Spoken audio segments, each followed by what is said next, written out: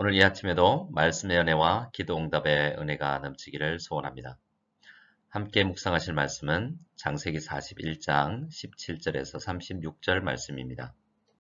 같이 17절에서 25절까지 말씀 읽겠습니다. 바로가 요셉에게 이르되 내가 꿈에 나일 강가에 서서 보니 살지고 아름다운 7 암소가 나일 강가에 올라와 갈밭에서 뜯어먹고 그 뒤에 또 약하고 심히 흉하고 파리한 7 암소가 올라오니 그같이 흉한 것들은 애굽 땅에서 내가 아직 보지 못한 것이라.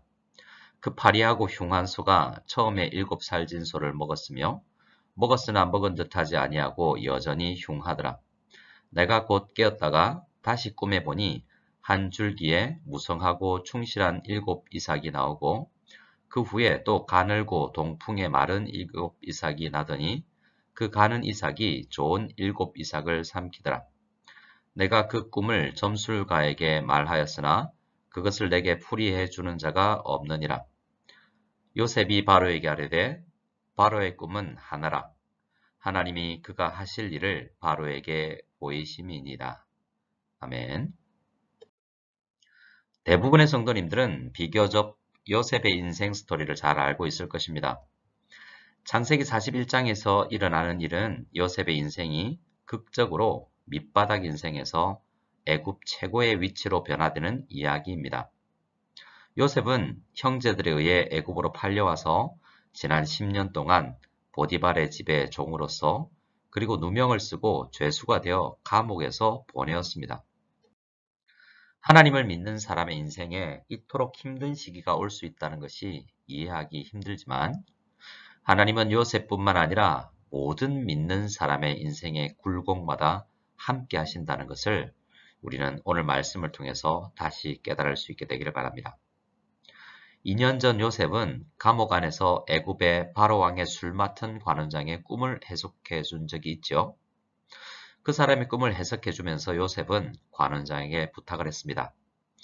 밖으로 나가게 되면 바로왕에게 자신의 처지를 알려서 감옥에서 나가게 해달라는 부탁이었죠.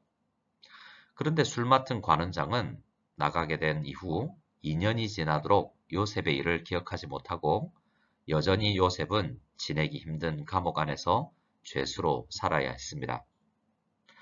어린이 매일 성경에서는 이 관원장의 기억하지 못함을 지적하면서 우리는 약속을 잊어버리지 말고 꼭 지키는 사람이 되자라고 권면하는 부분을 읽어보았는데요. 그러나 우리는 당시의 상황을 잘 생각해보며 해석해야 되겠습니다. 역사에는 가정이 있을 수 없죠. 하지만 만일 관원장이 요셉의 처지를 바로왕에게 바로 알려서 감옥에서 나올 수 있도록 부탁을 했다면 어떻게 되었을까요? 바로왕이 술 맡은 관원장의 그러한 부탁을 들어주어서 요셉을 감옥에서 나올 수 있도록 해줄 리도 만무합니다. 만일 감옥에서 나온다고 하더라도 여전히 요셉은 종의 신분으로 돌아갔겠죠.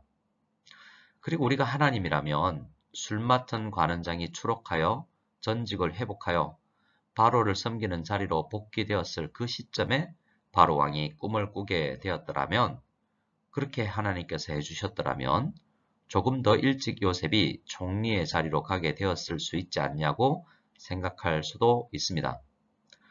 그러나 하나님의 생각은 우리의 생각과 다르죠.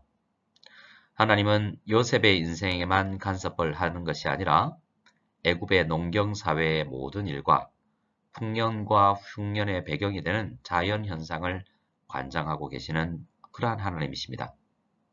요셉은 누명을 쓰고 감옥에서 생활하는 것이 답답하고 어려웠겠지만 그곳에서 배우고 익히고 성숙되어야 할 과정이 더 남아 있었던 것 같습니다. 그리고 술 맡은 관원장도 이전의 자리로 다시 복귀가 되었지만 자신의 일을 더 열심히 하면서 바로 왕의 신임을 얻게 되는 과정이 더 필요했을지도 모릅니다. 그리고 고국에 있는 요셉의 형제들에게도 몇 년의 시간이 더 필요하였을 수도 있겠죠. 우리가 일일이 모든 상황을 잘 알지 못하지만 모든 세상의 일을 주장하시는 만왕의 왕이신 하나님은 모든 이의 환경에 개입하셔서 하나님 나라를 건설할 준비를 하고 계셨습니다. 그래서 2년간의 더 시간이 필요했을 것입니다. 2년의 세월이 더 지나고 나서야 하나님은 애굽 왕 바로에게 꿈을 꾸게 하셨고 술 맡은 관원장은 요셉을 기억해내게 되고 요셉을 기억하지 못했다는 미안함으로 앞으로 요셉이 추진하는 일에 든든한 후원자로 함께하게 되는 그런 마음 자세를 가지게 되었을 것입니다. 바로 왕은 잘 들어보지도 못한 민족인 히브리 민족 출신의 한 종에게 그것도 지난 수년간 감옥 안에서 죄수로 살아왔던 한 사람에게 고민을 털어놓고 있습니다. 참으로 아이러니하지 않습니까? 그까짓것 꿈 하나 꾼 것이 무슨 큰 대수길래 이렇게 호들갑을 떠느냐라고 생각할 수도 있습니다. 하지만 애굽 왕은 그 꿈의 내용이 너무나 불길하고 큰 내용을 담고 있는 것이라 생각을 떨칠 수가 없었습니다. 그리고 당시의 문화에서 왕의 꿈은 국운을 결정하는 중대한 내용이라는 그런 의식들이 그들에게 있었습니다. 애굽이라는 강대국의 왕실이 온통 초상집 분위기가 되어 있던 상황이죠. 하나님은 애굽 사람들이 꿈을 어떻게 생각하고 있는지를 아시고 그의 꿈을 통해서 요셉의 인생에 큰 변화를 주실 준비를 하고 계시던 것입니다. 애굽 왕 바로의 꿈의 내용은 우리가 이미 지난 시간 묵상을 통해서 잘 알고 있습니다. 오늘 말씀에서는 특히 24절에서는 다시 한번 바로 왕의 답답함이 얼마나 심했는지 확인할 수가 있습니다. 점술가에게 말하였으나 그것을 내게 풀이해 주는 자가 없더라 라고 바로 왕은 고민을 하고 있죠. 바로 왕의 고민을 듣고 있는 요셉은 마치 죽음을 앞둔 중병이 걸린 환자의 아픔을 듣는 의사처럼 경청하는 모습을 보입니다. 우리는 우리가 스스로 고칠 수 없는 질병에 걸렸을 때 그 문제를 해결할 수 있는 지식이 있는 의사들 앞에서 얼마나 초라해지고 마치 어린아이처럼 겸손한 자세가 됩니까? 지금 애굽 왕 바로와 요셉은 그들이 입은 옷과 겉모습은 참으로 큰 차이가 났지만 그들의 자세에 있어서는 정반대의 모습을 보이고 있는 장면입니다. 25절 이하의 내용을 보면 요셉은 꿈을 해석하기 시작합니다. 얼마나 침착하게 잘 설명하고 있습니까? 일개 소수민족의 종이 애굽이라는 강대국의 왕 앞에서 당당하게 설명을 해 나갑니다. 요셉의 이야기의 중심에는 하나님에 대한 믿음이 자리하고 있습니다. 이 모든 것이 하나님이 하시는 일이고 하나님이 하실 일을 바로 왕에게 보여주고 있다라고 말하고 있죠. 바로 왕의 꿈은 앞으로 애굽 땅뿐만 아니라 고대 근동 지역에 일어날 7년 대풍년과 7년 대흉년에 대한 것이라고 말합니다. 하나님이 역사를 그렇게 움직여 가고 계시다는 것을 또 한번 강조하고 있는 것입니다. 다시 28절에서 하나님이 일하시는 것이라는 것을 강조합니다. 특히 7년 풍년 후에 올 7년 흉년은 앞서 풍족하게 거두었던 일들을 기억하지 못할 만큼 혹독한 시간이 될 것이라고도 합니다. 하나님은 그동안 요셉에게 꿈을 주셨을 뿐만 아니라 꿈을 해석할 수 있는 능력도 주셨습니다. 그래서 바로 왕 앞에서 모든 신하들이 해석하기를 주저하는 꿈을 아주 침착하게 설명해 나갈 수 있었던 것입니다. 지난 2년 그러한 세월이 요셉을 인생을 포기하고 힘없이 살아가는 사람이 아니라 더 단단한 믿음을 가진 사람으로 만들었던 것입니다. 우리 인생에게 때로 환란의 시기가 필요한 것이 바로 이러한 이유 때문일 것입니다. 32절까지 바로 왕의 꿈에 대한 요셉의 해석인데요. 그런데 33절부터는 꿈의 해석이 아니라 꿈의 해석을 통해 진단한 애굽이라는 나라의 중대한 국가적 문제를 해결하는 해법을 제시하는 내용입니다. 이것은 꿈의 해석과는 다른 능력이라고 할 수 있겠죠. 문제의 진단을 내린다고 해도 그 문제를 해결하는 능력은 전혀 다른 문제이죠. 코로나19 바이러스가 어떠한 종류의 바이러스인지 검사를 해낼 수 있는 진단 키트와 진단의 과정이 있다고 하더라도 이것을 치료할 수 있는 치료제가 어떤 약인지, 어떻게 투약을 해서 치료가 되는지, 그리고 면역력을 주는 백신을 만들어내는 일들은 전혀 다른 문제이지 않습니까? 요셉은 17살 어린 시절에는 자신에게 주신 꿈의 내용도 해석해낼 수 있는 능력이 없었고, 그것을 어떻게 다루고 가족들과 어떻게 나누어야 할지도 모르는 수준의 사람이었습니다. 그러나 요셉은 이제 다른 사람의 꿈을 해석해낼 수 있는 해석의 능력을 가졌을 뿐만 아니라 한 국가를 운영해 나갈 수 있는 법과 행정의 그러한 방법을 제시할 수 있는 또 다른 능력까지도 가진 사람이 되어 있습니다.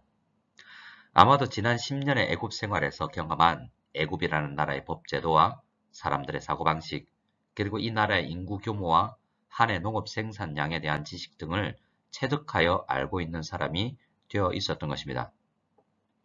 이것은 요셉이 보디발이라는 애굽의 진위대장이라는 국가 공무원의 집을 돌보면서 그리고 감옥에서 다양한 사람들을 섬기면서 얻게 된 능력이라고 밖에 말할 수 없겠죠.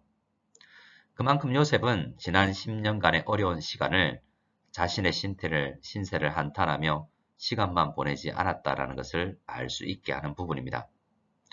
요셉은 애굽이 이 국가적 재난을 앞둔 상황에서 강력하게 행정력을 펼칠 수 있는 명철하고 지혜 있는 한 사람에게 왕이 권한을 위임하여서 이를 추진해 나갈 수 있도록 해야 한다는 조언을 합니다.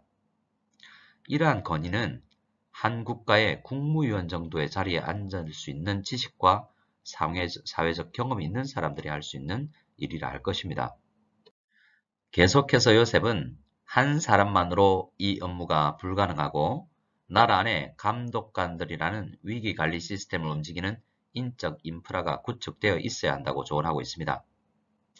저는 이렇게 바로왕 앞에서 설명을 이어가는 요셉의 마음의 상태가 어떠했을지 참 궁금합니다.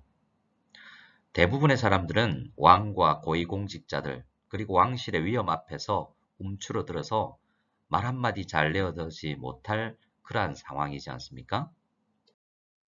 그런데 요셉에게는 어떻게 이러한 담대함이 있을 수 있을까요? 그것은 요셉의 설명에 뼈대를 이루는 하나님께서 모든 역사를 이끌어 가신다는 강한 확신이 없이는 불가능한 것일 것입니다.